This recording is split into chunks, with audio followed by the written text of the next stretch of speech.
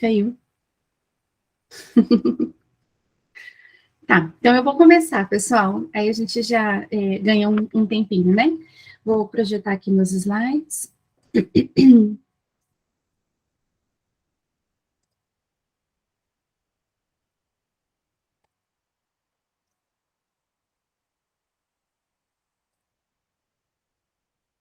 Vocês estão conseguindo ver meus slides? Sim. Sim. Ok. Então, tá muito pequeno, gente? Ou tá bom também? Tranquilo. Tá. Eu mudei aqui para eu poder ver vocês.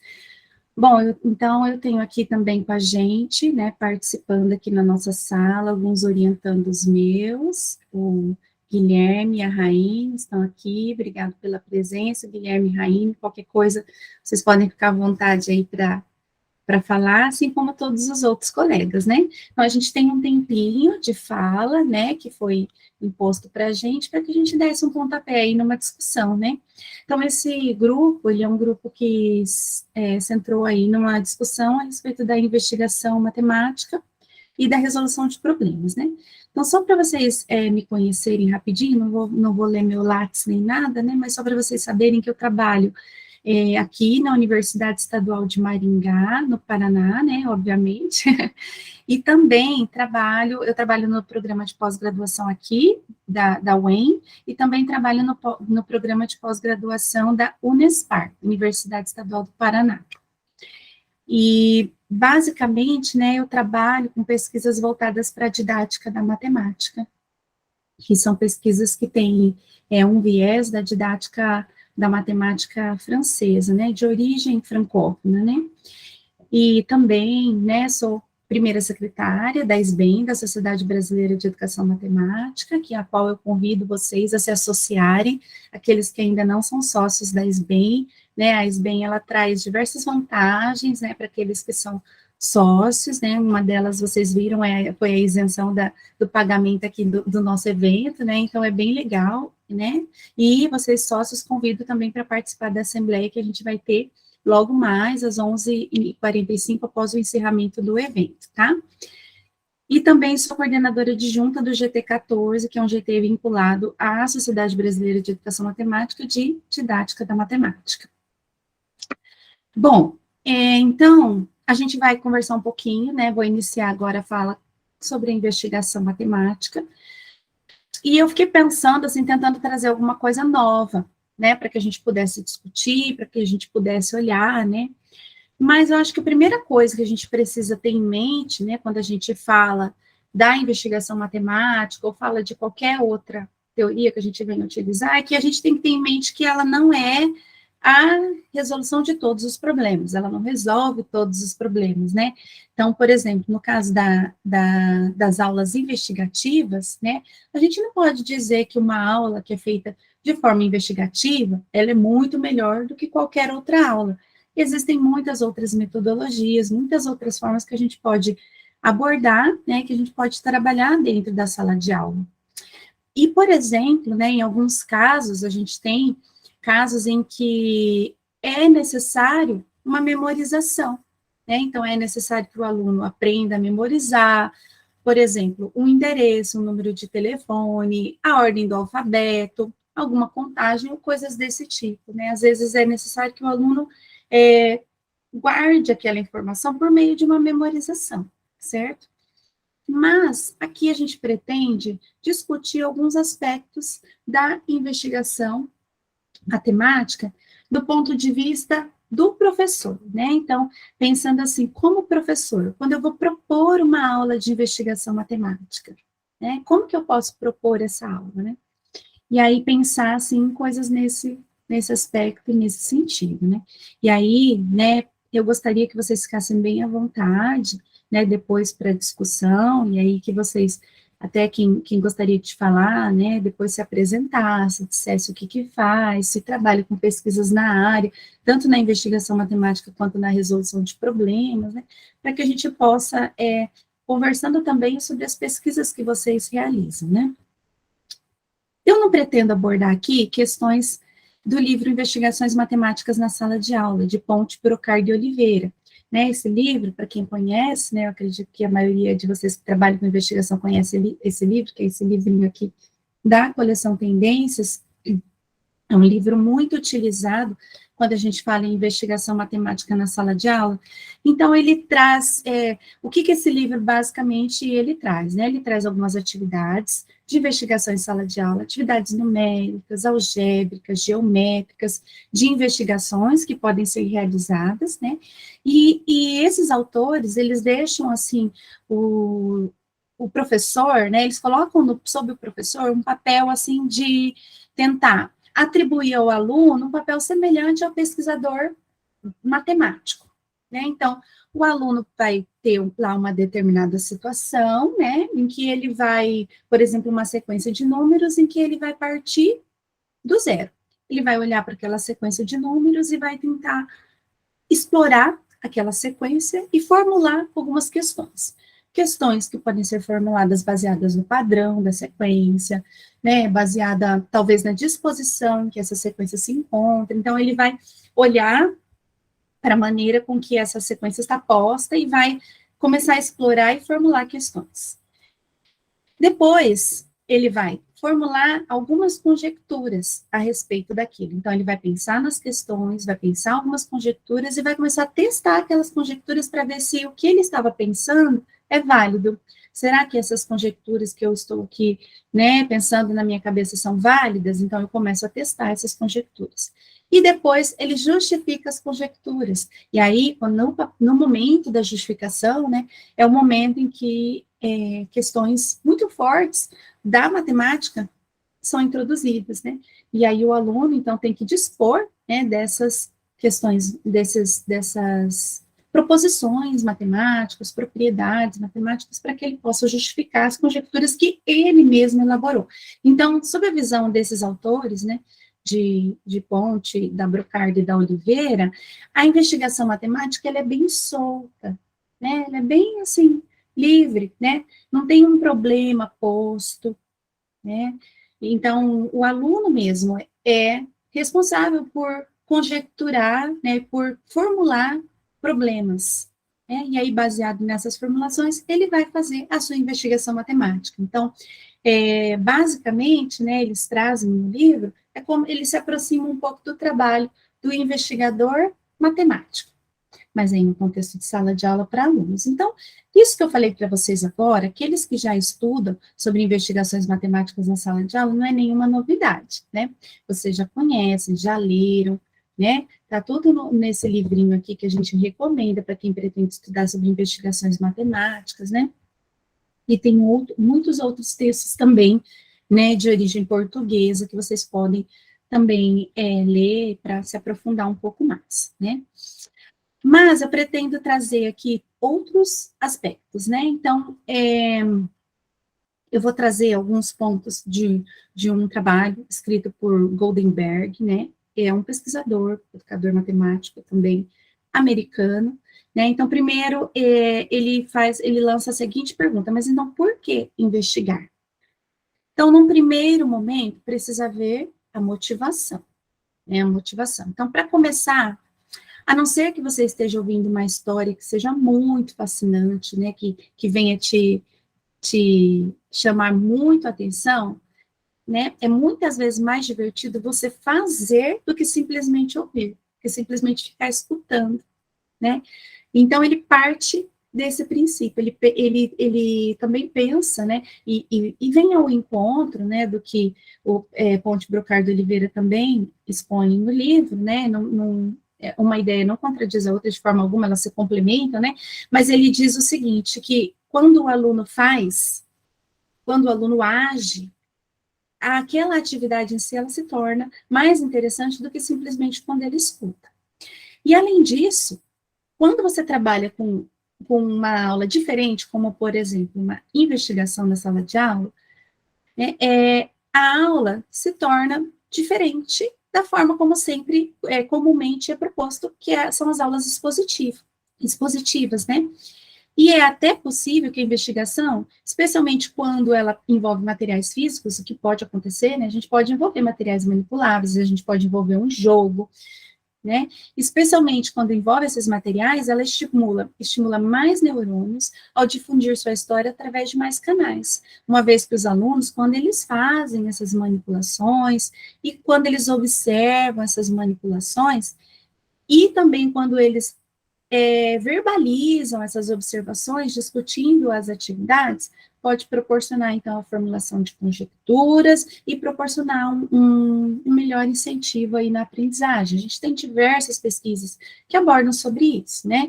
Utilização de materiais, uma aula diferente, uma aula investigativa. Então, aqui não cabe a nós ficar discutindo, né, sobre o quanto é aula investigativa, assim como as demais metodologias e tendências que a gente tem, né, elas são importantes na sala de aula, porque elas são, a gente tem diversas pesquisas que apontam isso, né.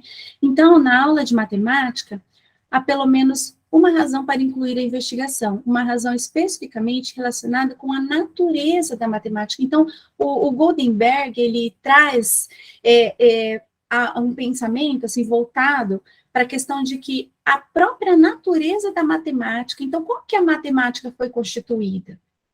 Como que ela foi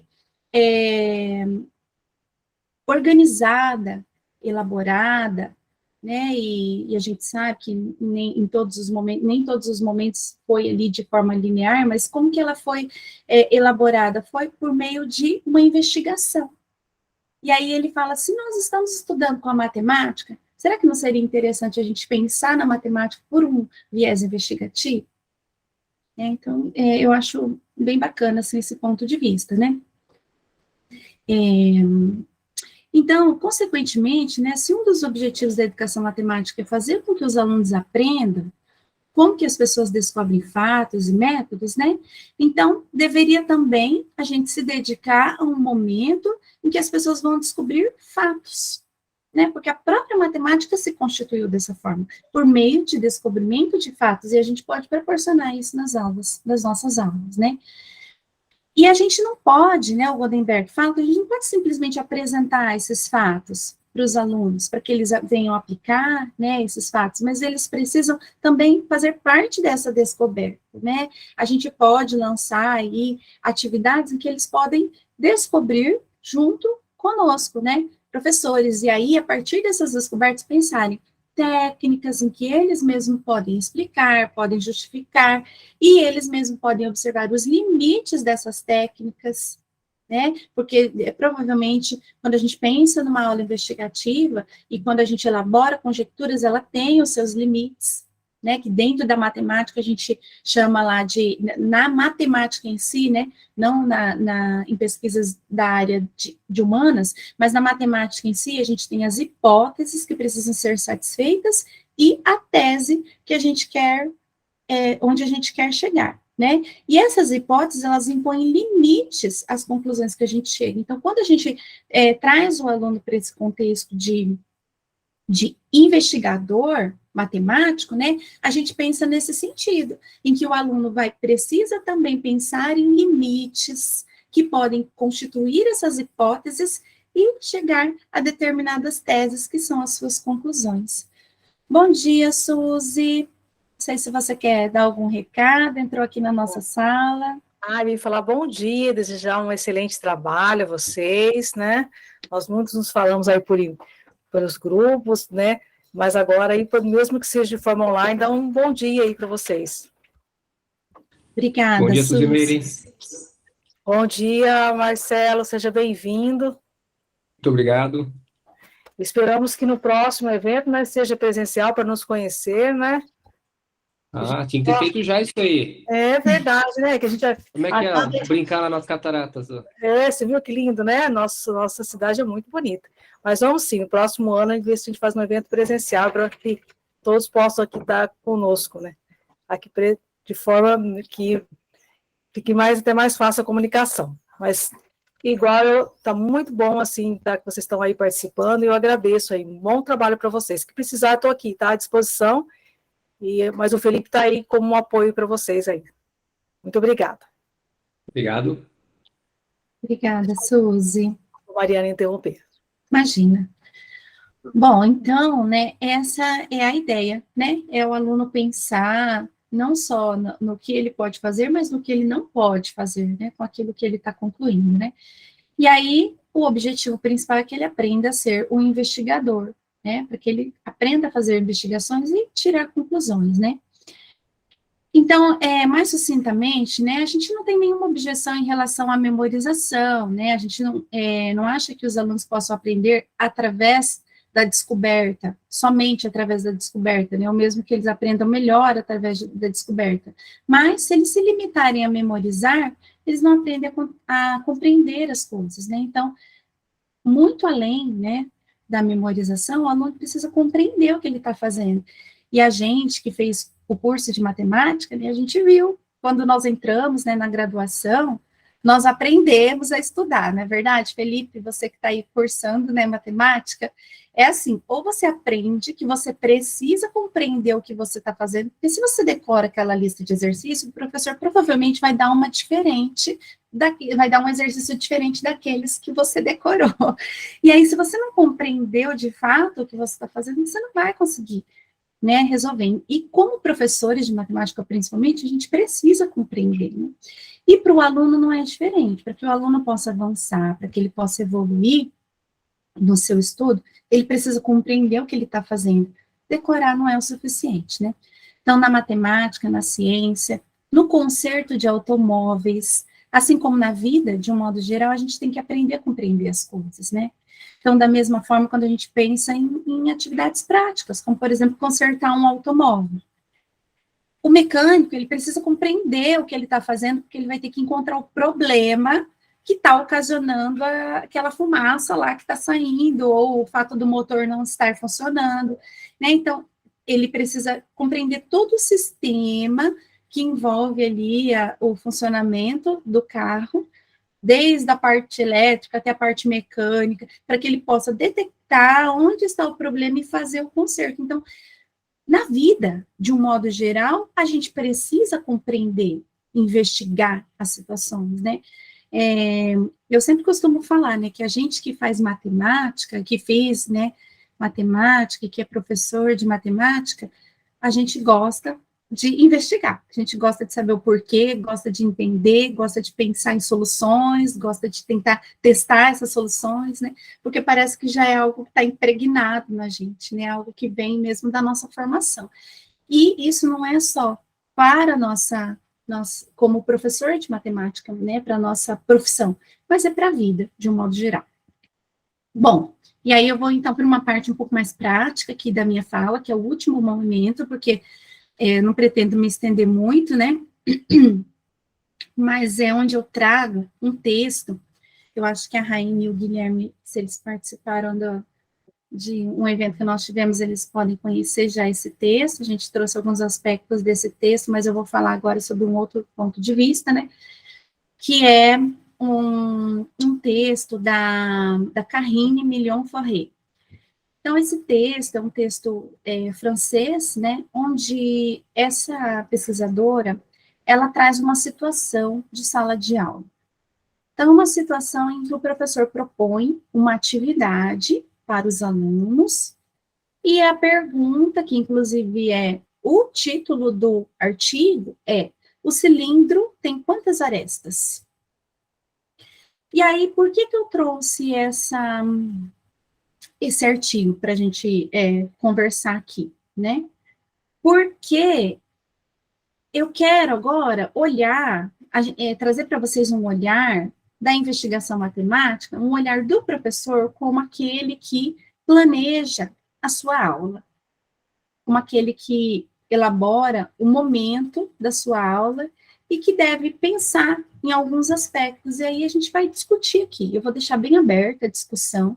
Eu não vou falar o que algo é certo, que algo é errado, eu vou deixar aberto para que a gente possa refletir e pensar sobre essa situação, tá? Então, a ideia é que a gente possa, que essa atividade proposta nesse artigo da Millon-Forret, que ela venha mostrar aspectos de exploração, de descobrimento e que colocam em questão o assunto estudado, tá?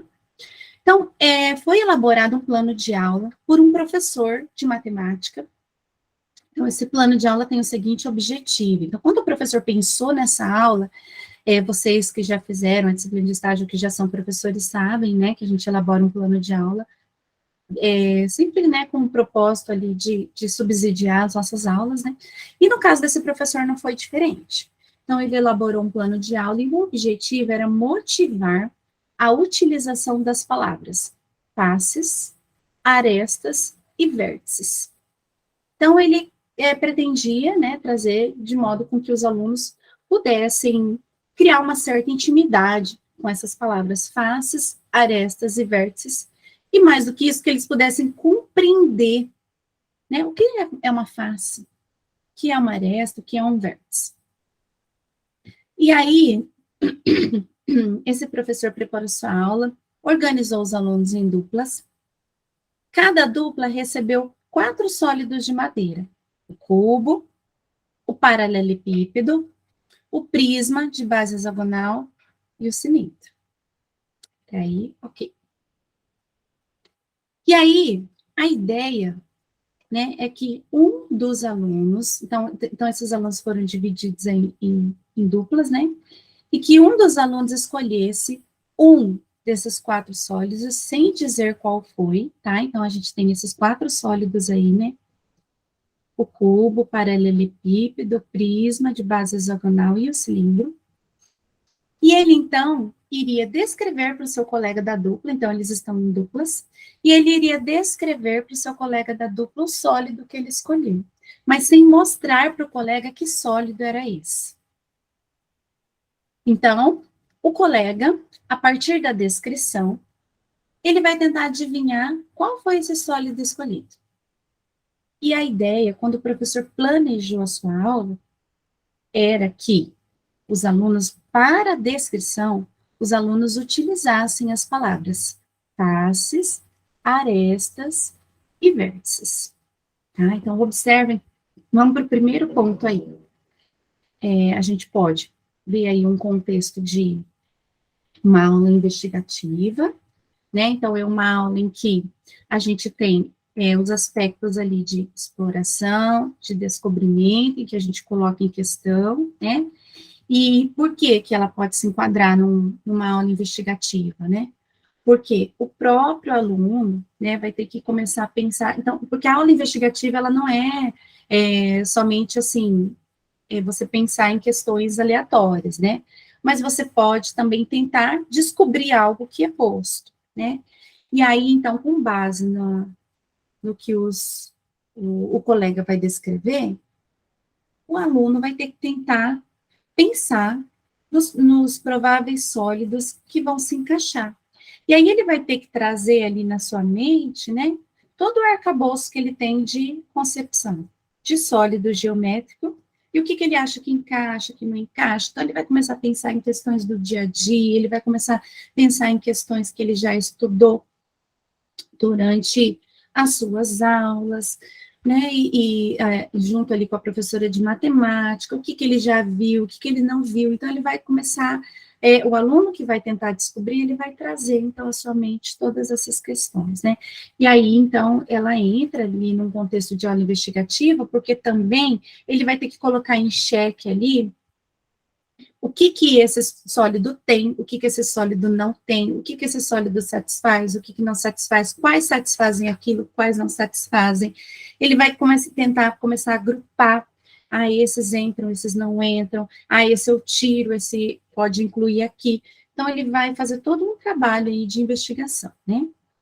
E depois desse trabalho ali entre a dupla, o professor pensou, né, no seu plano de aula, porque aqui a gente está no contexto do plano de aula, ele pensou numa discussão coletiva com toda a turma, em que eles pudessem falar as descrições, né, falar o que o colega falou, ele falou que tinha tantas faces, mas eu vi que depois não tinha essa quantidade de faces. Então, observa que é uma aula investigativa que depende de ambas as partes, do que está falando e do que está ouvindo. Né? Então, precisa dos dois ali se complementando e refletindo a respeito dessa proposta, né? Mas individualmente, né, os 4 sólidos, eles são representados em uma folha impressa, E os alunos devem indicar quantas faces, arestas e vértices tem cada um deles. Então, depois, ao final, o professor ainda tinha essa proposta, que cada aluno, de forma individual, como fechamento da sua aula, que o aluno pudesse fazer o desenho, então, desses sólidos, indicando quantas faces, arestas eles têm, né?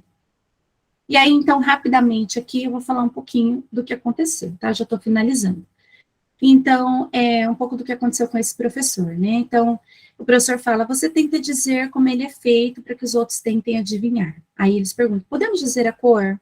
Não, é preciso descrever o máximo que conseguir sem falar a cor. É preciso ser bastante preciso. O professor, aí o aluno pergunta, professor, é preciso descrever todos os sólidos? Não, você escolhe um e esquece os outros. Aí você descreve ele para que os outros adivinhem. Professor, isso aqui já foi. Aí, olha, você poderia contar os retângulos. Aí o aluno que está com o cilindro na mão, o aluno fica pensando, meu Deus, mas como que eu vou falar em faces, arestas e vértices se eu estou com um cilindro? E aí o aluno fala assim, mas como que eu conto? Aí o professor, não sei. Quantos retângulos você vê? Aí o aluno começa a falar, né? 3. Aí o professor fala, não, olha de novo. Aí o aluno fala 4. Aí o professor fala, isso, então anota, 4. Aí, viu, você sabe quantos retângulos tem. E isso é o quê? Daí o aluno fala um quadrado.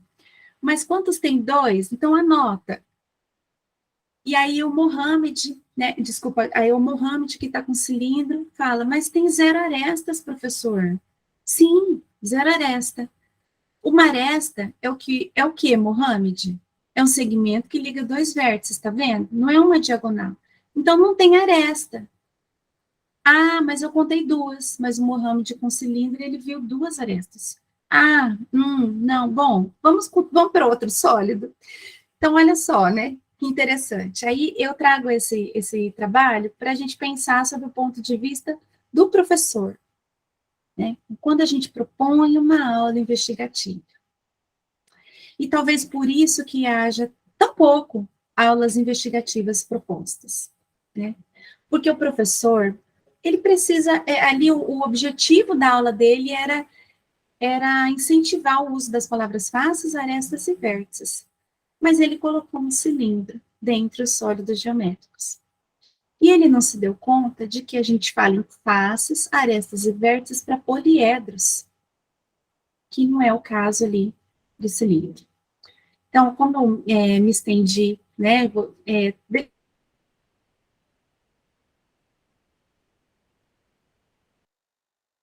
essas ideias, mas o que eu quero trazer, principalmente, é que o professor precisa elaborar as suas aulas e pensar no que ele está propondo, se o que ele está utilizando está de acordo com o que ele está propondo, principalmente quando ele pensa numa aula investigativa, né? Então, o recurso, a investigação, ela impõe ao professor novas exigências, além de requerer adaptações pedagógicas, né? Porque, olha que situação, né? O professor colocou um cilindro, mas e daí? O aluno viu naquele cilindro arestas. Olha que complicado, né? Então, o recurso à investigação, ele impõe novas exigências ao professor. As atividades de investigação, elas são abertas, podem ser prosseguidas a vários níveis de profundidade, porque daí o professor entraria em discussão a respeito de, mas espera aí, eu estou falando em faces, arestas e vértices, mas o cilindro não é um sólido geométrico? O professor não falou que a gente podia falar em faces, arestas e vértices para sólidos geométricos? Não, sim, é um sólido. Ah, não, mas ele não é um poliedro. Então, olha só, né? Então, tem que tomar todo esse cuidado. E o professor, por outro lado, poderia também ter utilizado essa situação que ocorreu a seu favor, no sentido de, então, vamos pensar, por que não podemos pensar em faces, arestas e vértices para o caso do cilindro? O que ele tem diferente dos outros? Então, impõe novas exigências ao professor, né? E de modo que a forma como o professor conduz, ela possa conduzir os alunos para um território matemático em que eles vão refletir. E aí, com certeza, eles jamais esquecerão que um sólido, que um cilindro não é um poliedro, e que faces, arestas e vértices fazem sentido somente para poliedros. né? Mas o professor poderia deixar os alunos descobrirem isso sozinho. Não foi o que aconteceu nesse artigo. Se vocês quiserem, eu posso disponibilizar esse artigo para vocês depois, né? O professor falou assim, deixa quieto, vamos mudar, vamos para outro caso, né? Não foi o que aconteceu, mas eu trago aqui, né, como uma crítica, no sentido de que a gente, como professor, que quer incentivar a investigação matemática, a gente tem que pensar em todas essas questões e tentar nos readaptar, porque a aula investigativa, ela não é fácil, ela é complexa, sempre tem aquele aluno que vai vir com uma ideia diferente, que vai trazer alguma coisa que você não esperava, e o professor precisa estar preparado, né, ou se ele, não só estar preparado para responder, mas estar preparado para conduzir a aula de modo com que a gente consiga discutir aquela resposta, né. Só finalizando, já tô acabando, tá, gente? Só minha última frase aqui, né? Porque como professor, a gente acha que a gente tem que responder tudo. Não, a gente não tem que responder tudo. E, principalmente numa aula de um contexto investigativo, a gente tem que incentivar os alunos a procurar respostas. Junto com os alunos, a gente vai fazer essa investigação. Então, é isso, gente. Deixa, então, esse probleminha, né, essa atividade aí, esse plano de aula elaborado por esse professor, para que a gente possa refletir e levar, então, para as nossas aulas, né, agradeço a atenção de vocês, agora, então, acho que eu passo a palavra para o professor Marcelo, e depois, ao final, a gente faz as discussões, né, Marcelo? Sim, Mariana. Depois a gente bate um papinho com eles aí, né? Ok, beleza.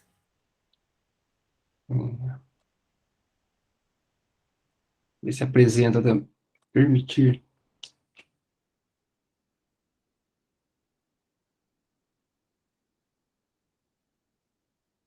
Deixa eu ver aqui. Tá aparecendo, ó, minha tela aí, pessoal? Sim. Deixa eu ver aqui, ó. Tá aparecendo certinho? Sim, tá certinho. Então, qualquer coisa, você dá um retorno para mim aí, certo? Bom, mais uma vez queria agradecer, Felipe, né? Depois você fala para a Suzimeire, né? Pelo convite, né? Que foi feito para poder participar desse GD3 aqui, de resolução de problemas em investigação matemática. Acho que é muito importante, né? A gente fazer essas discussões, né? Com vocês aí, alunos, professores, pesquisadores, né? Que têm interesse, né, nos dois temas, tá? Queria também aí agradecer a presença de todo mundo, né, que veio aqui, dos meus alunos, né, do grupo de pesquisa, do GERPEN, que estão aqui, a professora Cristina, né, que está comigo numa rede de grupos, né, daqui a pouco eu acho que talvez possa bater um papinho, tá certo? Bom, como eu sou da resolução de problemas, né, investigo, né, mais esse tema, eu trouxe aqui um título para tentar dar uma visão geral do que eu trabalho, tá, pessoal? Do que eu trabalho dentro desse tema, ok? Então, eu coloquei o seguinte: resolução de problemas, teoria, ensino e perspectivas de pesquisas no Paraná, tá? Bom, então eu sou o professor Marcelo Proença, sou professor aqui do Departamento de Matemática da Universidade Estadual de Maringá, né? E também sou professor do Programa de Pós-Graduação, Educação para a Ciência e Matemática, né? E o meu grupo de pesquisa é o GERPEN, né? Grupo de Estudos em Resolução de Problemas na Educação Matemática, ok? Bom, duas coisas importantes, pessoal, que eu gosto sempre de ressaltar, né, em minicursos, eventos que eu vou, no meu grupo de pesquisa, com conversa com os professores da escola, porque eu sou professor de estágio curricular supervisionado, é que tem dois aspectos importantes, né, que às vezes parece que um escapa do outro. É a questão dos pressupostos teóricos, ok? Sobre o que é um problema e sobre o processo de resolução de problemas, tá? Então, nós temos que ficar a par dessas ideias, tá? O segundo aspecto é sobre a resolução de problemas no ensino de matemática. Então, como é que eu conduzo e envolvo os alunos na resolução de problemas? Eu vou trazer aqui duas ideias que eu trabalho, né? Bom, sobre a questão do que é um problema, trago aqui 4 citações, apenas para fim de exemplificação e só para suscitar um pouquinho as ideias, né? Autores como Alan Schoenfeld, Echeverri Pouso, professora Márcia Brito, né, que é professora falecida em 2018, da professora que era titular da Unicamp, né? E aqui a minha citação também, né, sobre o que é um problema. Se a gente pega o Alan Schoenfeld, por exemplo, você vai ver que uma tarefa matemática, né, se torna um problema numa relação particular do indivíduo com essa tarefa. Então, quer dizer, na literatura, não é dito que a situação ou a tarefa já é um problema. Isso depende da pessoa. E depende dos conhecimentos que a pessoa mobiliza na hora de resolver uma determinada tarefa, situação.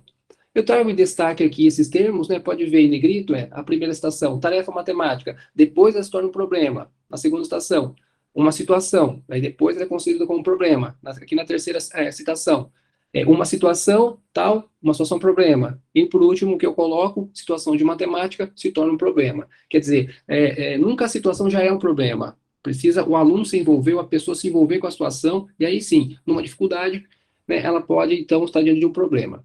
Bom, como é conhecido também, o processo de resolução de problemas que segue, né, uma vez que a situação se tornou um problema,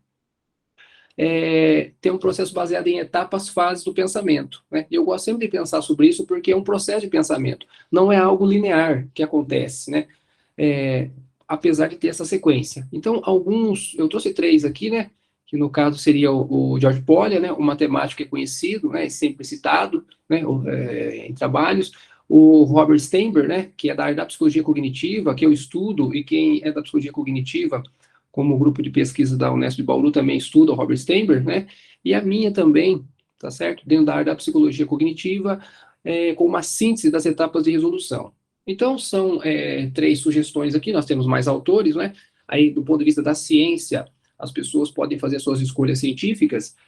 Geralmente, você tem que, de modo geral, quando a situação torna um problema, você busca uma compreensão, e essa compreensão pode ser adequada ou não, por isso não é linear o processo. Né? Depois você propõe uma estratégia de resolução, você executa essa estratégia, e você depois avalia a resposta, né, dentro da sua racionalidade, que envolve o contexto que está sendo trabalhado. Né? E também pode ou deve avaliar o processo que você seguiu. Okay? Então, de modo geral, nós temos aqui a questão do que é o problema e desse processo baseado em etapas, fases do pensamento. Bom, uma vez que eu fico a par dessas ideias, como é que eu posso situar no ensino, né, a questão do conduzir e envolver os alunos? Aí eu trago essa questão da resolução de problemas no ensino de matemática, trazendo aqui a questão do meu livro, né, que eu tenho a proposta da sequência de 5 ações, com o uso do problema como ponto de partida, certo? Os antigos PCNs já colocavam essa ideia, né? Portanto, o que é principal aqui? Ao invés de eu definir um conteúdo matemático, eu uso uma situação, uma tarefa como ponto de partida, para introduzir, para trabalhar ideias principais que vão culminar nesse conteúdo, certo? Uma vez que eu atinjo, então, essa forma matemática do conteúdo, esse conceito matemático, como é que eu posso conduzir, então, professor Marcelo? Como é que eu posso conduzir? Foi aí, né, que eu lancei também, para fins de divulgação científica, um artigo publicado na revista Remate de São Paulo, né, que fala sobre a organização do ensino em 4 etapas, visando uma questão de trabalhar na perspectiva da resolução de problemas e também no aspecto da formação do conceito matemático. Tá? Falo logo adiante sobre isso. Falando sobre as 5 ações, né, a proposta é o ensino-aprendizagem de matemática, né, via resolução de problemas, né, com essa sigla aqui, que é o que o meu grupo de pesquisa tem trabalhado, que diz respeito à produção dos nossos trabalhos, tá certo? Que começa desde a primeira, que é a escolha do problema, até a questão da articulação. E tem o processo de resolução de problemas perpassando. Por isso que eu falei que é importante pensar no aspecto teórico da resolução de problemas, tá? Para não ficar simplesmente uma questão apenas de ensino, né, que eu sigo ações. Falando um pouquinho de cada uma, a escolha do problema envolve justamente você fazer a escolha de uma situação de matemática, né? Eu trago esse termo, como a gente viu lá nas definições, pode ser tarefa, por exemplo, né? Basta apenas definir o nosso trabalho, que você pode obter na íntegra, retirada de um livro, algum material, etc. Ela pode ser reelaborada, ela pode ser elaborada por vocês, o que eu acho uma coisa bem legal, eu tenho trabalhado com meus alunos sobre isso, ou então as 3 buscando um padrão, né? No caso, um padrão algébrico. E aqui, né, nós temos também a sugestão de fazer uma previsão de estratégia de resolução. Então, quais são as possíveis estratégias de resolução para essa situação? Que é algo para prever que pode acontecer em sala de aula. Na introdução do problema, né, no seu planejamento para tal, e também em sala de aula, a sugestão é que você faça em grupo, né? Praticamente todos os teóricos de resolução de problemas sugerem que você faça o trabalho em grupo, justamente para essa troca de ideias inicial. E é aqui, pessoal, então, que essa situação pode se tornar um problema, né? É assim que eu explico no meu livro. porque é nesse contato que o professor vai poder perceber se se tornou difícil ou não, ok? Bom, no auxílio aos alunos durante a resolução, que é a terceira ação, o professor deveria agir como um observador, não é? Observando o que os alunos fazem, né, os conhecimentos que eles trazem, como incentivador, para que eles possam ir à busca de estratégias, da forma de resolver, porque muitos alunos, às vezes, eles não ficam esperando, né, que você apresente uma fórmula, né? Professor, qual é a fórmula? E também agir como direcionador, né? Vamos supor que um grupo não consiga pensar num caminho de resolução. Então, essa previsão de estratégias que foi feita aqui na primeira ação, na escolha do problema, é o que o professor vai se basear para poder fazer uma sugestão, tá certo? E é aqui o momento que a gente vai fazer também, avaliar as etapas de resolução do problema dos alunos. Como é que ele mobiliza essas etapas, né? Como é que esses conhecimentos perpassam isso? Bom, a quarta etapa, então, seria a discussão das estratégias dos alunos, né? É uma socialização das estratégias, né? E eu sugiro que a gente possa discutir com os alunos os equívocos cometidos, né? Aquilo que não foi compreendido, mas também o que é comum nas estratégias, né? Para começar a focar na ideia matemática que está presente. O que perpassa nessas estratégias que tem aí a característica, né, do conceito matemático que eu vou atingir, né? Aqui também olhar para as estratégias, para as etapas de resolução de problemas, né? Aquelas 4 ou daqueles autores que eu coloquei logo no início aqui, tá? E aí, feita essa discussão, a articulação das estratégias dos alunos ao conteúdo visa você associar, então, pontos centrais das estratégias ou de uma estratégia que você toma como referência, que é a que melhor pode ser encaminhada, né, para essa forma matemática. Né? Como é que de uma tabela eu posso trazer, então, para um formato de matriz, né? Tá certo? Como é que de uma representação de equação na simbologia adotada eu trago para aquela equação que eu quero trabalhar, ou se for função para um tipo de função, etc. Tá bom? Esse tipo de ideia. Então, aqui, pessoal, eu tenho essa inversão. Eu não trabalho a definição matemática, tá certo? Eu começo com a situação de matemática, possível problema, como ponto de partida. Bom, quando eu atingir o formato desse conteúdo, a sequência que eu proponho no artigo, então, é baseada em 4 etapas. São essas 4 etapas aqui, tá? Na organização de ensino. Então, como é que eu posso ter um começo, meio e fim para trabalhar? Né? O uso do problema como ponto de partida, que é essa primeira etapa, né, é baseado... Eu sugiro que você siga as 5 ações, né, no caso, mas você pode seguir outros autores, tá? Eu sei que vocês conhecem outros autores, você pode encaminhar um começo para isso. Como é que fica na sequência daí? Bom, atingido esse formato do conteúdo, eu proponho uma segunda etapa, que é a formação do conceito. Né? Essa formação do conceito é, de acordo com as minhas pesquisas, o que eu vejo nos trabalhos publicados, é uma etapa que eu vejo que é muito necessária e que não tem acontecido, tá? Então, eu proponho que se faça uma discussão das características do conceito, né? De exemplos e não exemplos daquele conceito, né? Para diferenciar, né, esses conceitos, e de atributos irrelevantes que possam aparecer, tá certo?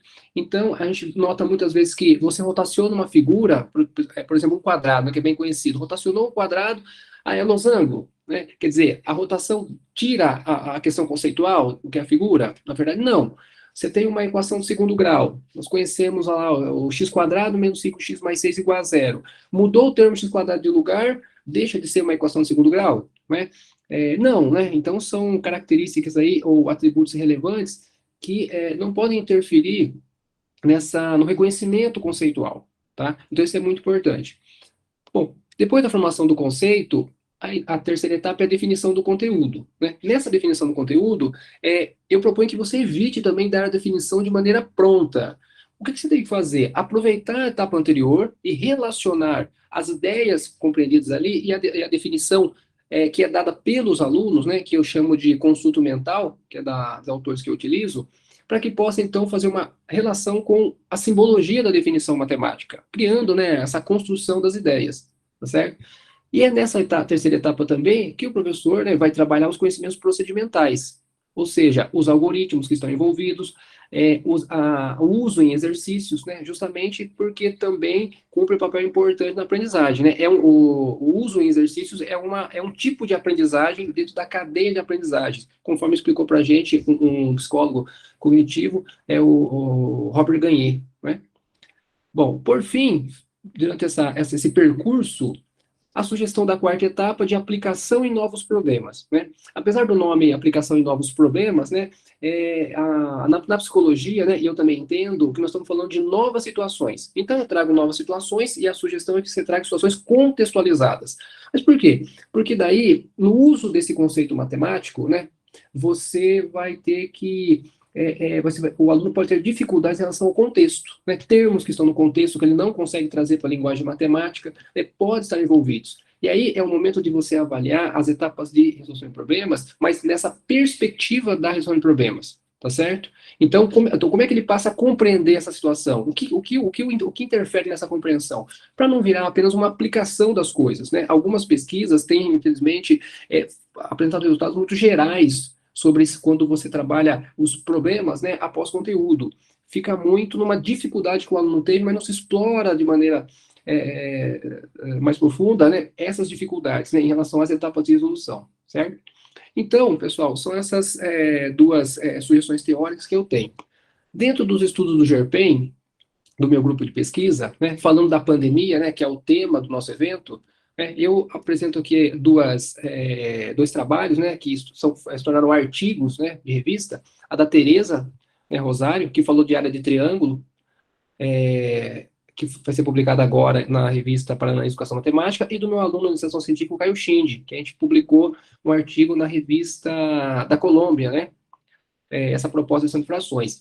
O que eu quero chamar a atenção aqui é o seguinte: a Tereza trabalhou na forma híbrida, que é quando os alunos estavam parte em sala de aula e parte online. E o Caio só trabalhou tudo na forma online, no ensino remoto.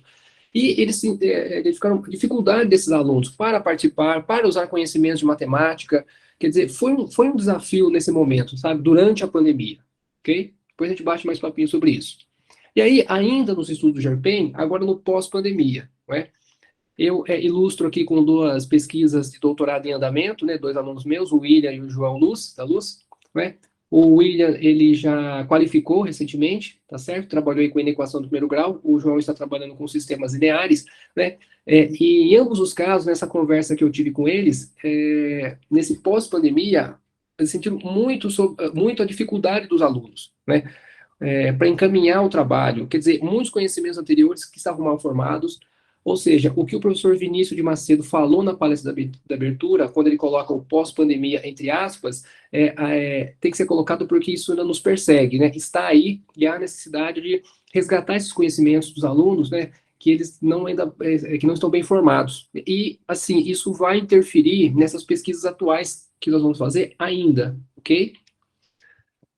Bom, pessoal, eu queria ilustrar, na verdade, né, justamente esse referencial teórico, né, essa questão da pandemia, essa pesquisa, e, por fim, eu quero falar sobre a questão da produção de pesquisa no Paraná, né, da produção de pesquisa no Paraná. Eu desenvolvo um estudo aqui na universidade, né, no tema, né, sobre o estado da arte em resolução de problemas no estado do Paraná, e eu trouxe aqui um mapinha para a gente ilustrar, e queria falar o seguinte para vocês. Nos programas de pós-graduação, né, que eu acho que são o início, o berço da produção de conhecimento, né, nas áreas, né, porque aí você começa a disseminar esses trabalhos dentro das áreas. Nós temos, por exemplo, na UEM, 11 mestrados acadêmicos publicados, né, feitos, e um doutorado, ok? Na UEL, 2 mestrados acadêmicos e um doutorado. E na UniOS Cascavel, 2 mestrados acadêmicos e um doutorado, certo? Então, aqui são os que têm mestrado e doutorado no Paraná, ok? Se a gente for para as outras universidades, a UEPG, que só tem mestrado acadêmico, tem um trabalho, né? Aqui, em Foz do Iguaçu, né? Essa aí que está organizando o evento, no programa de ensino, né? Tem um trabalho, né, que foi publicado, tá certo? E em Curitiba, na Federal do Paraná, nós temos 5 mestrados acadêmicos que foram publicados dentro do tema, ok? Então, são alguns aqui. E aí, para a gente poder entender um pouco mais, né, para quem está fazendo os seus mestrados profissionais, né, Guarapuava, lá no Unicentro, tem 4 trabalhos até o momento, e Londrina, na UTFPR, tem 3 trabalhos publicados, certo? 2 desses trabalhos são da minha colega Andressa Justulin, né, que trabalha lá na UTFPR de Cornélio Procópio, né, e que atua no programa de pós lá em Londrina, ok? Então, nós temos esse panorama aqui. Ah, professor, mas e Jacarezinho, Empe, Campo Mourão, Paranavaí? Que, na verdade, eu só coloquei aqui os que tiveram produção, tá? Os outros, até, isso aqui não está atualizado, tá? Pessoal, não está atualizado, pode ser que vocês tenham reconhecido em um trabalho que tenha sido feito no programa, depois podem falar, pode conversar, mas não está atualizado isso daqui, porque eu vi isso aqui no começo do ano. Depois passaram-se alguns meses, eu ainda não voltei a verificar os trabalhos. Mas seriam esses daqui, tá? Se a gente for observar, então, por ano, só para a gente ter uma ideia aqui, para pensar nessa produção de conhecimento, né? Veja esse gráfico que eu trago. Nós temos, então, aqui essa produção de conhecimento, né? 2005 foi, né, o primeiro ano da primeira produção, né, aqui no Paraná. A gente viu uma evolução tímida, né, da produção em resolução de problemas, né, dissertações e teses, né? Essas barrinhas azuis são o mestrado e doutorado. Eu agrupei o mestrado e doutorado junto, só para ter uma visão geral, e separei do mestrado profissional. Então, veja aqui, ó, em 2019 nós fomos ter 7 trabalhos, depois 2020 caiu para 6, 2021 6, e aí chegou em 2022 com 3 trabalhos, né, no mestrado acadêmico e doutorado, certo? Como eu falei, eu não atualizei, pode ser que em 2022 tenham aí de mestrados profissionais, e no total, a gente acaba tendo 25 trabalhos produzidos, certo? De mestrado e doutorado acadêmicos, e 7 de mestrado profissional. Então, mostra um pouquinho para a gente esse panorama do que nós temos até então aqui no Paraná, ok? E aí, para finalizar minha apresentação, eu quero falar de alguns aspectos para estudos futuros em resolução de problemas. Bom, primeiramente, eu acho que em tudo quanto é área, né, não é só aqui, mas nesse pós-pandemia, a questão de lidar, então, é lidar com as dificuldades dos alunos, né, no uso dos conhecimentos matemáticos. Como falei, eu sou professor de estágio e os professores da escola têm apontado muito isso, né, e eu tenho percebido também. Existem conhecimentos matemáticos muito acessíveis e que os alunos não conseguem, têm dificuldade. A famosa regra de sinais, né? Como há dificuldade em alunos de terceiro ano do ensino médio para trabalhar com isso, né? Muito complicado, certo? Bom, no Paraná, eu vejo que há espaço e necessidade, pessoal, né, de mais estudos com resolução de problemas, tá certo? Nas diversas teorias tem aí, né? A exemplo, claro, eu vou falar do que eu trabalho, né? Que é das 5 ações do ensino-aprendizagem de matemática via resolução de problemas, né? Cabe muito bem para alunos que querem fazer o mestrado para poder fazer esse trabalho, né? Porque é mais acessível, tá certo? A exemplo também das 4 etapas de organização de ensino, que cabe muito bem para pesquisa de doutorado, justamente porque eu tenho um estudo, uma coleta de dados, né, maior, né, com mais resultados, e dá um trabalhinho também para poder fazer toda essa computação de dados, transcrições, etc., né, mas são as sugestões, ok? E aí, uma coisa que eu tenho percebido, que é tanto no âmbito internacional, tá, das pesquisas internacionais no tema resolução de problemas. Eu já vinha percebendo isso, e nós temos autores como Peter Lijedal, né, e Jim Fakai, tá certo? Jim Fakai já é bem mais conhecido, né, nas pesquisas em proposição de problemas, por exemplo, mas o que fica é que, assim, que falta tecer mais análises, né, nas nossas pesquisas, que evidenciem mais sobre a compreensão dos alunos da aprendizagem da matemática está sendo trabalhada, ok? Como eu falei antes, parece que há, na verdade, não um aprofundamento disso, né, de mostrar essa aprendizagem, o que ele compreende da ideia matemática que está sendo envolvida, ok? Então, acho que falta mais fazer esse tipo de situação, né, nos estudos. E, decorrente disso, né, eu acho que é bem importante, porque propor mais materiais de ensino com resolução de problemas aos professores da escola, né? Em consulta, alguns professores, eles sentem essa necessidade de ter um material que explique, né, que mostre como que se pode pensar em situações de matemática, possíveis estratégias, formas de encaminhar, etc., né? Porque a base deles é o livro didático, e o livro didático não tem como eixo medular a resolução de problemas, a modelagem matemática, a investigação matemática, o uso da história, etnomatemática, etc., né? Então, são necessidades importantes dentro do tema. Pessoal, era isso que eu queria falar com vocês hoje aqui, então. Espero que a gente possa bater uma boa conversa, um bom papo hoje aqui, né? Aqui são as referências que eu utilizei para fazer a apresentação para vocês, tá certo? Agradeço a atenção, muito obrigado, tá?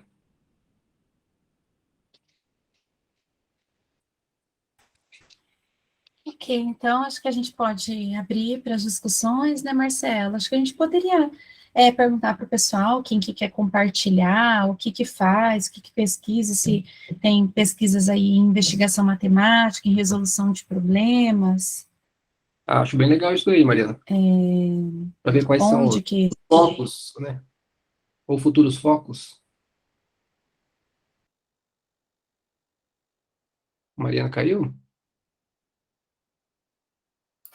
Caiu? Pessoal, então a gente pode continuar. Não, filho, continua, filho.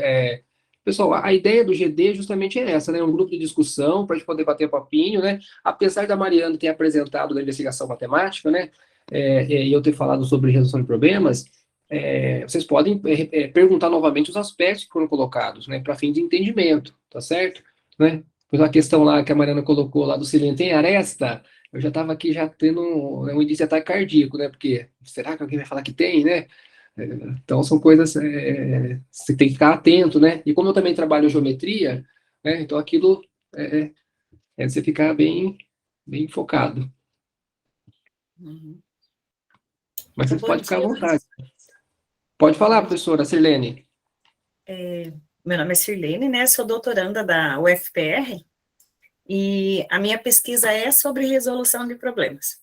Na realidade, nós estamos pesquisando quais habilidades, né, de resolução e formulação de problemas podem ser desenvolvidas a partir de uma intervenção pedagógica. E aí, Sim. você deu exemplo aí do ensino médio, né? Eu também sou professora de matemática, também tenho essa formação. E a pesquisa de doutorado, nós estamos investigando os alunos dos anos iniciais, aqui da Rede Municipal de Curitiba. E, assim, como você falou lá na regra de sinais, né? Os alunos do terceiro ano do ensino médio não conhecem a regra, né? E aí eu me reporto lá nos anos iniciais, né? As crianças dos anos iniciais, eles, quando você vai trabalhar a resolução de problemas, a primeira coisa que eles fazem é te perguntar, né? Quando se defronta ali com a situação, professora, é de mais, é de menos, né? Então, são essas questões aí que já vinham antes, eu vejo que isso já vinha antes da pandemia, né? Agora ela acentuou, né, num nível, elevou esse nível aí para grave, né? Grave, gravíssimo, que as nossas crianças estão com uma dificuldade extrema, né? E, assim, é bem legal, né, o trabalho, para mim, eu trabalho com a resolução de problemas desde 2009, eu me formei em 2007, e em 2009 eu comecei a desenvolver o trabalho com a resolução de problema com os alunos do sexto ao oitavo ano, que era o que eu trabalhava, né? Você fez aí na Federal do Paraná? Não, eu fiz na UNC, Santa Catarina, Ah, tá. na Universidade do Contestado. E aí, né, em 2011, eu comecei a atuar como formadora de matemática, em matemática. E aí eu comecei a ver essa dificuldade que você falou dos professores, né? Que eles sempre nos pedem sugestões de como desenvolver esse trabalho em sala de aula, a partir do que eles podem propor a resolução de problemas. E assim, eu acho que é um tema bem, bem bacana para que, e no mínimo, né, carece de muitas pesquisas, né? A gente já viu, né, na própria revisão de literatura que eu fiz, e agora o professor apresentando, né, a gente é carente de trabalhos nessa área, né? Eu espero futuramente aí com essa área também. Eu acho que falta bastante estudos, né, no assunto. Pode parecer que não, mas falta. Quando a gente começa... Quando eu comecei a olhar para o estado do Paraná, eu falei, peraí, né? Na verdade, a gente já tinha uma ideia, né? Porque o Paraná é forte em outras coisas, né? Em outros temas, tá certo? Silene, eu quero deixar como sugestão para você o seguinte: você falou de habilidade matemática, né? Eu não sei qual é o conceito. Agora, em dezembro, vai sair na revista Bolema um artigo meu sobre habilidades matemáticas na resolução de problemas. Eu acho que você deveria dar uma olhada, tá? Sim, com certeza. Não são as habilidades matemáticas em si, né? Mas é como que isso é visto na resolução de problemas. Porque uma coisa é a habilidade matemática, né? Olhando para matemática, né? E outra coisa é na resolução de problemas. Depois você dá uma olhadinha. Então, tá bom, professor. Obrigada. Obrigado pelo comentário, porque, assim, realmente você falou gravíssimo. É uma dificuldade grande. E isso interfere na pesquisa que a gente faz, certo?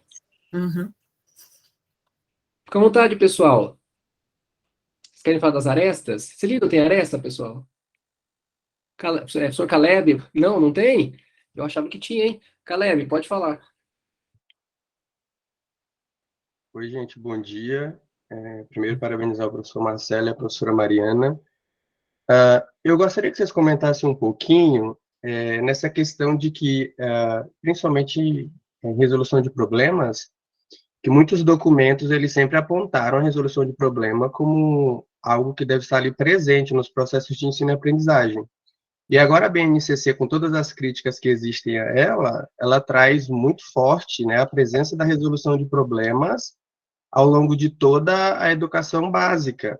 Então, como que os cursos de formação, seja ele formação inicial de professores ou formação continuada de professores, devem atuar, né, de modo que os professores ali na prática da sala de aula, eles consigam atender isso que a BNCC traz.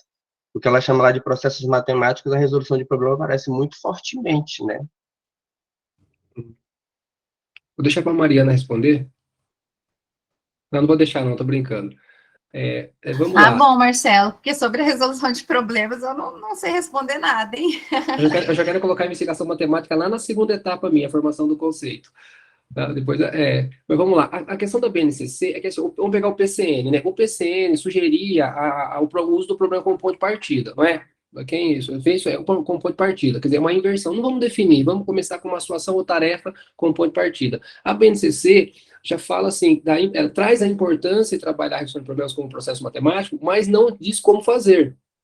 Tanto é que a minha interpretação é que aquilo fica parecendo apenas uma aplicação, tá? Quando vocês forem fazer uma leitura novamente da BNCC, pessoal, certinho, né, o que fica é o seguinte, é uma aplicação, tanto é que traz um rol de habilidades, né, que na verdade seriam as competências, né, mas acho que tentaram chamar de habilidades, mas tá lá, né, resolver, elaborar problemas como habilidade. Eu não entendo que seja habilidade, por exemplo, ali, tá? Mas, assim, de forma geral, professor Campelo, não tem uma sugestão de como trabalhar isso. Então, quando você fala da formação inicial e continuada, fica a cargo das universidades, dos professores universitários, dos trabalhos dos professores, alunos, etc., em conjunto, buscar as teorias para poder estudar e poder fundamentar. A professora Márcia Cirilo falou ontem, né, na mesa 1, sobre da insubordinação, né, criativa. Então, ou seja, se a BNCC está colocando daquela forma, e o Estado é que tem que dar a formação, então eu vou, beleza, eu vou seguir, mas eu vou usar uma teoria que realmente faça o aluno compreender. Então, por exemplo, hoje eu fiz a sugestão do que eu trabalho, né, do meu livro e o artigo, mas vocês podem consultar, por exemplo, um livro que tem a minha colega Andressa Justulin, né, a professora Norma Levato, né, que é minha colega também, né, professora Janaína Possamay, né, professor Silvânio, né, e outros colegas, né, que são da resolução de problemas, né, podem consultar essas teorias para poder fundamentar a prática docente. Então, eu acho que vai ficar nesse sentido. Eu estou à espera do governo dar a formação continuada, que essa que era a ideia da BNCC. Mas cadê? Vocês sabem, né, que aí, né, não, né? Então, acho que é por aí, professor Campelo. E não só na questão do problema, mas também a questão da investigação matemática. Eu acho que a investigação matemática, eu não me recordo se foi citada, pelo menos. Não foi, né, Mariana? Não foi? Não, na verdade, assim, só fala a utilização de tecnologias como um suporte para a investigação matemática, mas não traz, assim, a investigação matemática na BNCC. Entendeu? Assim, a gente vê fortemente algumas coisas, a resolução de problemas está fortemente colocada, mas não é no que a gente gostaria que fosse, entendeu? Então não adianta nada, certo? Né? A modelagem matemática, já aproveitando essa abordagem de ensino, se eu não me engano, não aparece assim de maneira tão aprofundada, se eu não me engano, né? Acho que é só citada. Então, a BNCC é isso daí, entendeu? Na verdade, parece muito mais uma necessidade de cumprir competências e habilidades que nem se sabe o que significa, né? Aí fica aquela, como a Márcia falou na mesa que eu estava presente, a gente vai usando o termo aleatoriamente. Por isso eu falei, Sirlene, do meu artigo, que vale a pena dar uma olhada, porque a gente precisa começar a fazer essa separação das coisas, né? Será que conhecimento é habilidade? Será que é uma coisa de competência? Acho que isso é importante para nós, né, que estudamos esse tema, tá? Obrigado, senhor, pela pergunta. Só, né, indo aí no caminho que o professor Marcelo colocou, né, é exatamente isso. A gente observa, assim, na BNCC, que me parece, assim, que eles sabem que existe, mas eles colocam, assim, de modo aleatório, né, e não traz, né, a compreensão, né, a forma como a gente, como pesquisador, né, a gente compreende, a gente pensa na implementação, né, então, o professor Marcelo apresentou aí várias pesquisas, vários estudos realizados, né, tudo pensando cuidadosamente, né, em como implementar a resolução de problemas, e daí na BNCC vem, assim, de uma forma solta, né, e aí é importante, né, a formação continuada, para que o professor saiba, de fato, né, como implementar aquilo, como como executar em sala de aula, né, e a importância dos passos a serem seguidos, né, e com relação à investigação matemática, né, de fato não tem mesmo, né, aspectos, como a gente discutiu aqui, da investigação matemática, eles falam, focam bastante no uso de tecnologias, né, e falam em usar as tecnologias de uma forma investigativa, mas não sobre o viés, assim como a gente tem pensado, né. Sim. Mais dúvidas, pessoal? Perguntas? Nem que seja simples, entendeu? Às vezes o que é simples, na verdade, é que todo mundo... Pode perguntar, Cristina. Bom dia, eu sou Cristina, sou doutoranda do programa de pós-graduação da Universidade de Brasília, da linha de pesquisa em educação matemática, e como o professor Marcelo disse, né, a gente participa, entrei há pouco num grupo de pesquisa do professor Silvano, muito bacana, muito interessante, né, que trata justamente, aí ele fala da investigação matemática, da proposição, da resolução, e outras temáticas afins. Então, e o que eu tenho observado, e a minha fala é muito do lugar de professora, né, eu tenho 25 anos de sala de aula, e ao fazer o mestrado, um dos capítulos da dissertação foi justamente vinculando a criatividade, né, como desenvolver criatividade a partir da formulação de problemas. E isso foi há 4, 5 anos atrás. Até então, eu sempre trabalhei, ou pelo menos eu sempre achei que trabalhei com resolução de problemas. Mas, no entanto, o que eu percebi é que a formulação e a reformulação, nesse contexto, e a elaboração, elas são riquíssimas. Mas qual é o problema? E a culpa não é nossa, enquanto professores. É porque a gente fala assim, resolução de problemas. A gente está ouvindo falar de resolução de problemas aí desde o final da década de 80.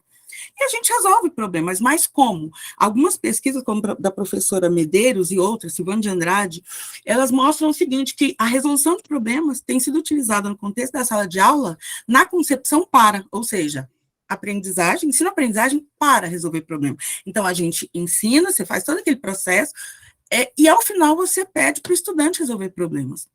E não é essa a ideia, né? Quando eu penso que Polya, inclusive, num dos passos, o último lá, quando ele fala do retrospecto, ele está falando justamente dessa questão de voltar, mas não no sentido apenas de validar o problema, mas de repente ali no final de formular. E a nossa leitura, a nossa concepção, enquanto professor na sala de aula, talvez por conta de falta de teoria, ela faz com que a gente compreenda apenas como aplicação. E aí, a partir disso, do que foi feito no mestrado, no doutoramento, eu pensei em trazer aquilo que eu senti falta, e estou tentando construir a pesquisa. E aí a gente traz a ideia de trabalhar uma metodologia que nós chamamos de proposição de problemas, que diverge um pouco, aliás, tem algumas similaridades, algumas e diferenças com a do professor Silvano, porque do que eu sinto falta? Eu tentei trazer para essa metodologia o que eu sinto falta. Eu sinto falta de saber como é que eu formulo um problema na sala de aula. Eu sinto falta de saber o que é a reformulação. Eu sinto falta de saber o que é a elaboração. E aí, na nossa proposta, a gente está tentando construir exatamente, né, a definição e a estruturação. É claro que isso tem que ser de forma flexível, porque vai depender dos contextos, para trabalhar essas diferentes estratégias que estão vinculadas. Porque quando eu peço para o meu aluno formular um problema, e eu acredito que a gente não deva começar pela formulação, ele vai formular esse problema a partir de um disparador temático, sei lá, um filme. Ao terminar a formulação, ao terminar aquela solicitação de formular, ele vai ter que validar, e ele vai resolver. Quando ele resolver o problema, ele pode perceber uma discrepância, olha, não deu certo, ele vai ter que voltar. E o que ele vai fazer nessa volta, nesse caminho de volta? Ele vai reformular aquilo que ele havia formulado. Vai ter que novamente resolver para saber se deu certo agora. Terminou, ele vai olhar para aquele problema. Será que não tem excesso de dado? Será que não tem algo que eu possa melhorar? Será que isso aqui eu não posso colocar um gráfico, um esquema? Então, esse processo a gente chama de elaborar. Eu sinto muita falta, percebi que a gente precisa disso. E aí, nessa pesquisa, a gente tem tentado, eu estou tentando construir isso. E, inclusive, inclusive na apresentação que nós fizemos ontem, a gente traz essa ideia de trabalhar a reformulação, porque um dos respaldos teóricos que nós utilizamos é a taxonomia dos objetivos educacionais. E se a gente pensar naquela taxonomia, tanto para pensar no nosso plano de aula, como para construir o objetivo, a reformulação, ela tem um nível de complexidade que está no âmbito da análise, que é olhar para o todo, decompô-lo em partes e estabelecer relação para selecionar um elemento que possibilite cumprir essa tarefa que foi solicitada. Já a formulação de problema, ela está no nível mais complexo, que é justamente reunir elementos, sintetizá-los para propor um novo problema. Então, a partir disso, a gente acredita que a reformulação seja a estratégia mais adequada. É claro que isso depende do contexto e, enfim, do diagnóstico que é feito da turma, quando a gente pensa na transição de um ambiente de pouco uso de problemas, ou naquele ambiente que é restrito à resolução de problemas utilizado na concepção para aprendizagem, para fazer esse trânsito. Porque eu fiz uma revisão sistemática agora, que foi publicada no início de 2022, e dos 13 trabalhos que abordavam a formulação, reformulação ou termos similares, 12 traziam um relato do espanto dos estudantes quando os pesquisadores chegavam à sala e pediam para eles formular problema. E o que acontece? O professor chega lá, o aluno mal está acostumado a resolver problema, e a gente sabe que isso é verdade. E aí, o que acontece? De repente, a gente pede para formular. Mas como assim formular? Será que nós, professores, formulamos problema? Então, assim, a pesquisa é muito no sentido de trazer a prática, mas como o professor, como os colegas já falaram, a professora Mariana, o professor Marcelo, a gente precisa trazer os meios. Não adianta a gente estar aqui na academia, inclusive o professor Silvano, ele fala disso, que a academia fala da resolução de problemas como metodologia. E se nós, de fato, utilizássemos como metodologia, porque a metodologia de resolução de problemas, ela prevê que o problema possa ser reformulado ou que a gente possa formular novos problemas. Mas, enquanto professor, eu compreendo isso. Aonde está explicado? Porque, como o professor Marcelo falou da BNCC, fala que é para ser feito, está aqui, ó. Mas o como, né? Que é justamente essa parte operacional do procedimento que tanto nos faz falta. E a gente sabe que se a gente trabalha isso, se tem um planejamento, quem já teve oportunidade, você consegue, sim, desenvolver as questões, a parte conceitual, ou seja, a conceitualização. Sim. E aí a gente está utilizando como referencial teórico, além da taxonomia, Vernu e a teoria da aprendizagem significativa. Né? Pelo menos a gente está tentando construir isso. Mas eu penso que o que vocês disseram é extremamente importante, é tentar fazer chegar na sala de aula o como. Porque de resolução de problemas a gente já ouviu falar aí, PCM falou, BNCC, e a gente não tem visto mudança lá onde é necessário, que é no contexto da sala de aula. Mas acho que eu falei demais, né? E assim, gostei. Professora, eu fiquei pensando que essa sua questão, a investigação matemática, né, eu fiquei pensando que ela é muito parecida com o que eu vejo como problematização. E aí fiquei imaginando que a partir do que trouxe esse estudante, né, poderia ser pensado, falar assim, como é que a gente poderia reformular essa proposta para que atendesse e não houvesse essa quebra, né, para que ela fosse uma proposta acertada. Então, uma tarefa. Mas, assim, eu gostei bastante, né? Tirei print aqui dos slides de vocês para depois dar uma estudada e pensar nisso. Eu vi um artigo seu, professor Marcelo, que fala, se eu não me engano, é aprendizagem significativa, que agora é de 2022, muito bacana, que você vai fazendo o link entre os seus passos, né? E eu esqueci o nome. Isso, Otávio, está comigo? Isso. Muito, muito interessante também. Inclusive, acho que devia pôr no nosso grupo lá para o pessoal conhecer. Sim, com certeza. Nós fizemos com o professor Marco Antônio Moreira, né?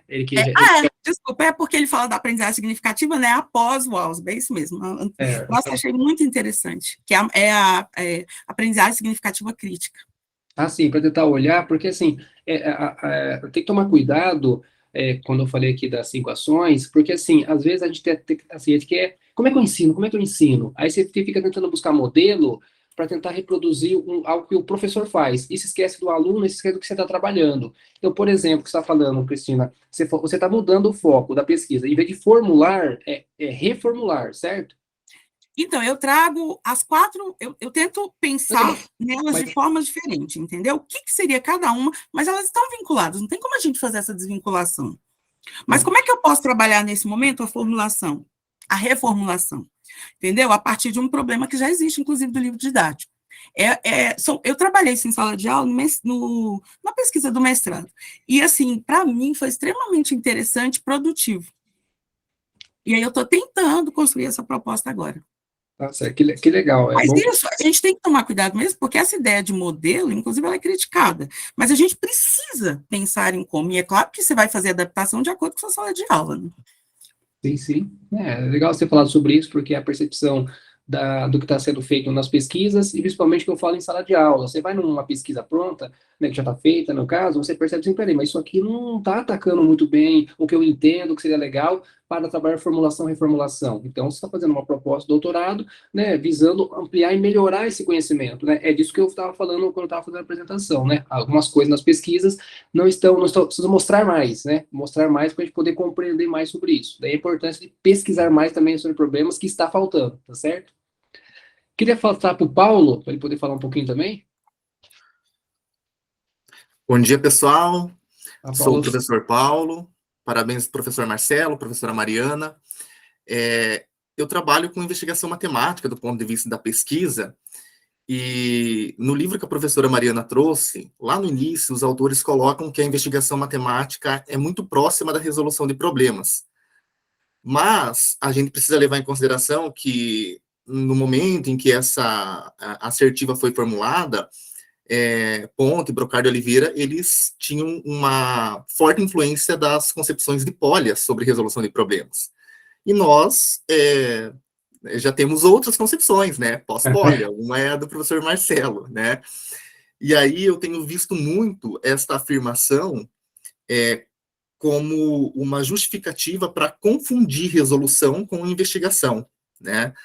A professora Trindade, Maria Trindade, não lembro o nome, a professora Trindade, né, orientada pelo professor Carlos Roberto Viana, na sua dissertação de mestrado, tentou fazer aí uma distinção, né, acho que o título era Resolução, Investigação, que Fronteiras, né, tentar distinguir, mas eu acho que isso foi lá em 2008, então, ainda que seja um estudo, né, talvez o único que tenta distinguir as duas áreas, ele é de 2008, e desde lá várias ideias surgiram. Então, a pergunta né, o que, de fato, diferencia, né? Porque se existe resolução e existe investigação, elas são diferentes, porque se fossem iguais, né? É a mesma coisa, né? Não tem... Exatamente, não precisava dois nomes, né? Dois adjetivos. Então, assim, o que vocês poderiam nos dizer, assim, que alguns aspectos que diferenciam? Olha, isso é investigação, isso é resolução. Fala, Mariana, primeiro. Posso fazer um comentário, né? Então, Paulo, realmente, né? Você trouxe aí um panorama, né? De fato, que é o que a gente observa. Nesse livro mesmo eles falam dessa aproximação, mas também eles não deixam, assim, muito claro, né? Justamente porque é uma questão um pouco polêmica, né? Mas como você disse, né? Se existem os dois, provavelmente existem diferença entre essas duas perspectivas, né? Então, a gente vê, né? Que de um tempo para cá essa questão principalmente da resolução de problemas, né, ela tem evoluído bastante, né, então o professor Marcelo, ele apresentou aqui para a gente alguns passos que eles, nas suas minúcias, eles se diferem do que a gente tem no livro, do Ponte, da Brocard e da Oliveira, né, mas basicamente, né, vou falar aí com base, assim, nas leituras que eu tenho e no que eu compreendo da investigação matemática, e o pouco que compreendo da resolução de problemas, né, basicamente é que a investigação matemática, ela não parte de uma situação específica a ser resolvida. Então, ela deixa o aluno livre, para que ele mesmo possa formular as suas conjecturas e fazer determinada investigação. É óbvio, né, que isso, num contexto de sala de aula, ele foge muito ao controle do professor, porque o professor, quando ele planeja uma aula, ele sempre planeja pensando em qual assunto ele vai abordar, né, naquela aula. Mas, quando ele propõe uma aula investigativa, ele não diz qual problema ele quer que o aluno solucione. Ele deixa o próprio aluno refletir a respeito do que está sendo proposto, né, da figura ali que está sendo imposta. Então, por exemplo, ele pode expor ali uma figura geométrica com as suas particularidades e o aluno começar a pensar a respeito de semelhanças e diferenças entre as figuras e tirar conclusões que são específicas da investigação matemática, né? E eu penso, daí o professor Marcelo vai poder explicar com mais propriedade, né? No caso da resolução de problemas, há um problema imposto a ser resolvido, diferente da investigação matemática, que é ali uma situação em que o aluno mesmo vai formular as questões e as suas conjecturas e que ele quer trabalhar. Então, é uma linha muito tênue, né, entre os dois, mas hoje a gente já tem a resolução de problemas, né, bem evoluída, né, e que vai trazer, assim, mais aspectos de diferença. Acho que o professor Marcelo daí pode complementar. Marcelo, fica à vontade. Tá certo, eu concordo com a Mariana. Eu acho que talvez o principal fator é o começo, tá, Paulo e colegas? É o começo. Então, como é que você começa? Na resolução de problemas, você coloca uma situação, você tem um objetivo, né? Na verdade, você tem uma pergunta, ou duas perguntas, dependendo se for para encaminhar para a busca de um padrão algébrico, né, que às vezes acaba sendo necessário, mas, a grosso modo, você tem algo definido. Então, você tem que buscar aquilo. Na investigação matemática, eu antes brincava assim, não tem a pergunta, fica aberto para você poder fazer. Mas eu queria chamar a atenção de uma coisa para reflexão. Quando eu falei antes que poderia se enquadrar a investigação matemática lá na etapa 2 que eu coloquei no artigo, é assim, ó, vamos pensar comigo. Formar um conceito, né, o conceito em si não é um problema. Isso é claro para todo mundo. O conceito não é um problema. A investigação matemática que você apresentou, Mariana, está muito mais no âmbito de explorar, investigar o conceito do que resolver um problema. Resolver um problema, eu busco estratégias. Tudo bem? Eu busco uma estratégia de resolução. Né? Quando eu falo das 5 ações... Está me ouvindo? Então, né? Porque minha imagem parou aqui. Sim, sim. Obrigado. Quando eu tenho um problema, eu uso o conhecimento prévio, conceitos, procedimentos, princípios matemáticos, e aí eu busco um caminho. Não é o conceito em si. Então, o que a Mariana propôs hoje aqui é uma questão conceitual. Eu quero investigar aresta, face, tem ou não tem? E eu trabalho no conceito, da diferenciação. É isso que eu sugiro lá na etapa 2, que é o que não está sendo feito.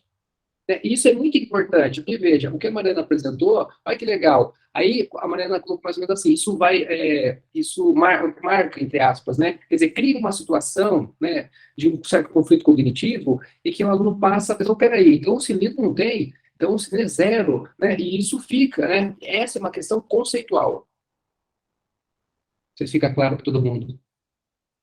Entendeu? Então, por exemplo, assim, quando teve uma atividade, fez uma atividade, assim, foi dada uma atividade, tinha lá 5 figuras planas, né? Qual dessa daqui não é um quadrilátero, né? Assim, mas isso é conceitual. Né? Porque se ele não sabe a diferença daqui, ele não vai conseguir dizer qual é. Então, não é buscar uma estratégia.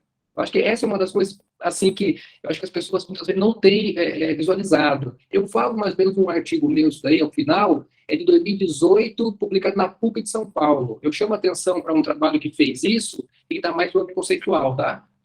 Acho que é isso, Paulo. Não sei se você fica satisfeito. Claro, claro. É porque essas respostas não estão na literatura, né? Então, inclusive, saiu agora o número temático da RPM e eu ficava pensando, poxa, como seria interessante se tivesse um artigo falando da resolução de problemas, diferenciando da investigação matemática, né? Mas é difícil porque você tem que pensar bastante, enfim, não é tão simples, né? Talvez possa ter, não só sobre isso, mas eu já levantei um início também sobre a modelagem, né?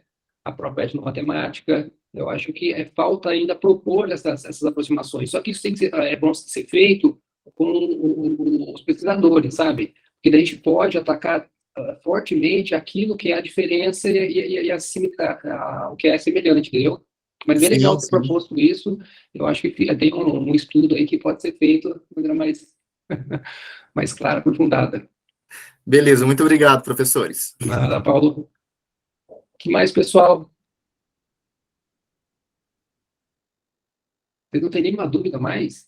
Apesar de ter dado nosso horário, mas eu acho que...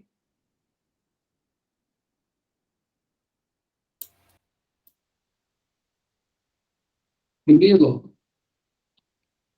Não, Murilo? Eu queria comentar que eu estou fazendo meu TCC de graduação voltado à resolução de problema, né? E ver os conhecimentos mobilizados dos estudantes do 9º ano sobre resolução de problema. Voltando lá no começo, como o senhor falou, que eles têm muita dificuldade nos cálculos básicos. Foi muito legal o que eu implementei. Eu buscar temas da cidade onde eu implementei a escola e temas, fazer o problema com um tempo para deixar mais convidativo para eles quererem participar, tal. o primeiro problema foi legal. Só que eles chegam na expressão que eu queria, que era a expressão de função de segundo grau, eles aplicam, mas calculam errado. Eles conseguem aplicar, mas calculam errado. Daí, esse é um grande problema. E eu tenho um livro do senhor de 2018 que o senhor fala, né? Sim. Que um problema é a dificuldade encontrada pelo aluno. Também uso encher e pouso, também fala a mesma coisa, dá o exemplo do xadrez e tal, Legal. um aluno que sabe xadrez. Só que daí, as operações básicas, isso não é uma dificuldade encontrada também? Além de ter que formular estratégia, procurar um monte de coisa? Isso, lá na terceira etapa, lá na terceira ação do meu livro, né, como eu falei na apresentação, o professor atua como observador, incentivador, direcionador. Nessa observação, o que acontece? O professor vai perceber a dificuldade dos alunos, né, porque são conceitos que não estão bem formados. Operações básicas, como você está falando, Murilo, ele não sabe lá, né, -1 vezes -1, ou operar com uma fração, né, a fração, na verdade, é muito complexa, né, se você for olhar quanto conteúdo, né, eu brinco que frações é tão complexo quanto análise, né, no curso, porque eu dou aula na pedagogia, eu sei como é, mas eu vejo, é o seguinte, essas são situações que vão aparecer para o professor que vai trabalhar, porque assim, tem que tomar cuidado para não querer que as coisas sejam perfeitas, né, ele não vai chegar, já compreender, já fazer, não, é o processo de ensino-aprendizagem, tá certo? Aí pode falar, Maurício, se quiser. Uma coisa que eu percebi, professor, eu gravei os diálogos também, né? Estou usando os diálogos. Como eu separei em 2 grupos, eu preferi gravar também os diálogos para usar. E o que chama atenção é que daí estava eu e a professora regente na sala, a professora ele chamou um grupo, chamou a professora e falou: mas professora, tá aqui a resposta, chutando, né? Querendo a validação nossa. Daí a professora falou assim: lê o enunciado, vê o que a gente já estudou. Ler para quê, professor? Isso aqui não é aula de português. Então, a interpretação do problema é um problema dos alunos na hora de fazer esse tipo de tarefa, entendeu? A maior dificuldade é a compreensão, tá?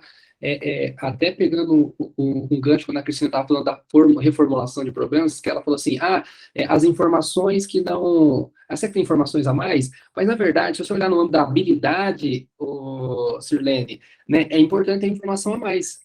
Por quê? Porque a habilidade matemática vai ser no reconhecimento disso, né? Portanto, a língua materna, a língua portuguesa, Murilo, o aluno tem que aprender, né? Isso vai fazer parte, reconhecer ali o léxico que está envolvido nos termos, né? Então, isso é importante. Então, isso faz parte da resolução de problemas. E veja bem uma coisa, Murilo, resolução de problemas é difícil de você trabalhar, porque, olha só, você estava questionando a questão do conhecimento prévio, né? A Cristina falou uma coisa, a Celene contou outra, né? O Paulo também teve essa relação. Mas tem conhecimentos anteriores que não estão bem formados, né? No âmbito conceitual, procedimental, né? Fica difícil, tá certo? Né? Então, a gente está numa situação aí de ensino, né? Aprendizagem, que merece, sim, a gente estudar e ter uma porta teórica para tal. Porque a gente vê que traçar uma estratégia, um plano, eles conseguem. No caso, eles tinham que achar a altura do outdoor, né? A altura, o comprimento do outdoor. Eles usaram régua, fizeram do jeito deles, somaram os 2 valores para tentar achar, chegaram a pedir para ir ver um outdoor de verdade, para medir, depois foi explicado que aquilo era uma representação, tal. Eles conseguem fazer estratégia, mas o mais difícil na resolução de problema é na hora deles resolverem os cálculos básicos, que é subtração, somar, tirar raiz, extrair raiz quadrada, potencialização. Acho que é importante, quando isso acontecer no âmbito ali da discussão que você está fazendo, o professor pode resgatar rapidamente para aquele grupo, raiz quadrada de tanto. Eu acho que você pode, porque assim, você tem que ter a visão do que você está querendo, né? Porque às vezes eles desenvolverem a estratégia até o final, quando ter a resposta, é importante até para você ver outra etapa de resolução. Qual? A do retrospecto, como chama poli, ou monitoramento, como eu chamo, entendeu? Quer dizer, é isso que é importante. Trabalhar resolução de problemas, né, aprender e entender o que é resolução de problemas, esse papel do professor, está no âmbito da formação do professor. Quer dizer, não é só conhecimento pedagógico, mas é o conhecimento matemático, né, e o encaminhamento que você faz em sala de aula, né, e também curricular, como o professor Campelo estava falando da BNCC, né, como é que eu vejo isso também no currículo? Quer dizer, olha só o quão mobilizador é quando você trabalha resolução de problemas, e claro, logicamente também investigação matemática, tá certo? Então, é bem legal isso aí. Mas que bom, Murilo. Qual que é a sua universidade, Murilo? A Unespar. Essa no Unespar? Uhum. Ah, que legal, cara. Que bom. Então, daqui a pouco vai sair um trabalho. Vou poder computar no meu gráfico lá, pessoal, mais uma produção do Murilo. Por enquanto é só um TCC. Opa, não, é que bom, já tá certo. Eu não sei, pessoal, deu o nosso tempo já, não sei o Felipe como é que funciona, se as pessoas já querem, porque depois de 10h20 tem uma palestra, né? Isso aí. Alguém mais tem mais alguma coisa para pontuar? Senão eu encerro a gravação aqui. Posso encerrar, então? Acho que é só agradecer os professores aí, né, bem importantes discussões, né, que nós necessitamos, né, dessas trocas aí, muito bacana, parabéns, professores. Nós que agradecemos, gente, obrigada a participação de todos. Agradeço a presença de todos, né? Acho que é sempre bom a gente poder bater um papo, né? Para começar a ter uma visão aí dessas possibilidades, certo? E avançar mais, né? Como o professor Paulo colocou, né? Da questão da comparação, né? A gente pode discutir mais sobre isso, né? Das relações, isso que é legal, né? E depois a gente vai encaminhando o que a gente quer fazer, tá certo? Agradeço a presença de todos também. Obrigado, Felipe, pela condução. A professora Mariana, aí, por ter estado comigo também aqui nesse GD, né? 3, RPM. E espero vê-los próxima vez. Qualquer dúvida, pessoal, eu estou à disposição, tá? Marcelo Proenca, eu deixei meu e-mail, né? É fácil, mcproenca.com.br. Né? Acho que, finalmente, a professora Mariana pode tirar dúvidas, tá bom? Gente, obrigada, um excelente final de evento a todos, um abraço e até mais. Até mais, pessoal. Obrigado. Tchau, tchau. Tchau, tchau. Tudo de bom para vocês. Obrigada. Até mais.